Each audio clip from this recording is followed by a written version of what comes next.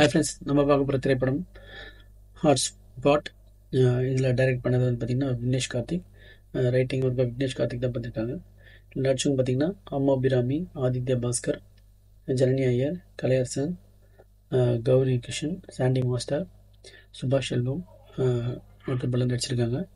இந்த படத்தோட கதை பார்த்திங்கன்னா 4 ஆந்தாலஜி ஸ்டைலில் 4 கதைகள் வருது.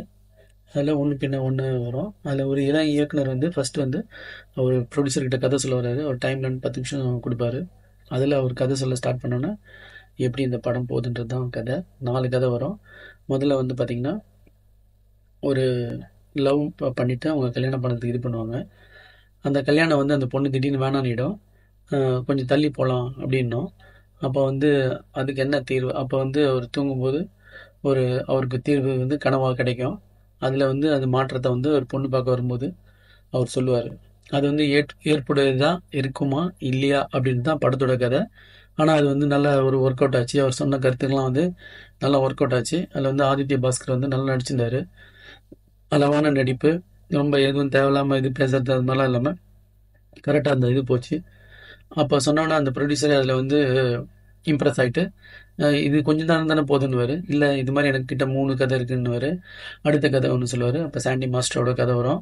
அந்த கதை வந்து அவ்வளோவா வந்து சுவாரஸ்யமாக இல்லாமல் இருந்துச்சு.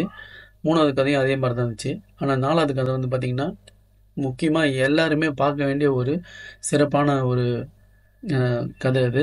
அது வந்து கலையரசன் வந்து நடிச்சிருந்தார். அதை வந்து ரொம்ப சூப்பராக நடிச்சிருந்தார். அவரோட பெர்ஃபார்மன்ஸ் வந்து ரொம்ப சூப்பரான பெர்ஃபார்மன்ஸு. ரொம்ப அளவோடு கரெக்டாக வந்தது, ரீசனபிளாக இருந்தது. அவங்க வீட்டில் வந்து ஒரு டிவி ஷோக்காக போன பொண்ணு வந்து என்ன பிரச்சனையில் மாட்டிக்குது, அது என்ன ஆகுது, அது மாதிரி என்ன, அதனால் விளைவுகள் என்ன, அவங்க வந்து அந்த டிவி ஷோவில் அவங்க வீட்டு வசதி எல்லாம் வந்த பிறகு கூட ஒரு அவர் சந்திக்கக்கூடாது, அது யாருமே உலகத்தில் சந்திக்கக்கூடாது, அந்த விரோதிகள் கூட சந்திக்கக்கூடாது ஒரு பிரச்சனையை அவர் சந்தித்து அதோட தீர்வை வந்து அவர் அந்த ரியாலிட்டி ஷோவில் பணம் வாங்க அதுக்கு வந்து அந்த அவருக்கு வந்து நஷ்டீடாக கொடுக்கறதுக்கு வருவாங்க. அப்போ வந்து அந்த இதில் வந்து அந்த கருத்தை சொல்லுவார். ரொம்ப சூப்பராக இருந்து அந்த இதோட படம் முடியும். இது வந்து ஒரு மஸ்ட் வாட்சபிள் மூவி. அந்த லாஸ்ட் கதைக்காகவே இந்த படத்தை வந்து எல்லாம் பேரண்ட்ஸுங்க ஃபஸ்ட்டு பார்க்கணும். குழந்தைங்களோட பார்க்க முடியல, பேரண்ட்ஸோட இந்த படத்தை வந்து பார்க்குறது ரொம்ப முக்கியமான ஒரு விஷயமா இருக்கும். இது ஒரு நல்ல படம் ஃப்ரெண்ட்ஸ். முதல் கதையும் 4வது கதையும் வந்து ரொம்ப நல்லா இருந்துச்சு. அதை விட 4வது கதையோட கருத்து வந்து ரொம்ப நல்லா இருந்துச்சு. இப்போ இருக்கிற சுற்றுச்சூழலுக்கு இது ரொம்ப பொருத்தமான ஒரு தீர்வும் ஒரு நல்ல ஒரு கருத்தும் உள்ள ஒரு படம்னு சொல்லலாம். ஆனால் இது மாதிரி படம் பார்த்திங்கன்னா தேட்டரில் நாங்கள் எங்கள் வீட்டாண்ட ஒரு தேட்டரில் மல்டிப்ளெக்ஸ் தேட்டரில் போய் பார்த்தா ரொம்ப கொஞ்சம் பேர் தான் பார்த்தோம் நாங்கள்.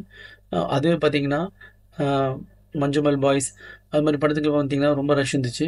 இது மாதிரி படத்துக்கையும் வந்து நிறைய அட்வர்டைஸ்மெண்ட் அண்ட் மீடியாலாம் வந்து நிறைய இது பண்ணால் அவங்க வந்து மக்களுக்கு வந்து இந்த படம் நிறைய போய் சேரணுன்றது என்னோடய கருத்து. Thanks friends.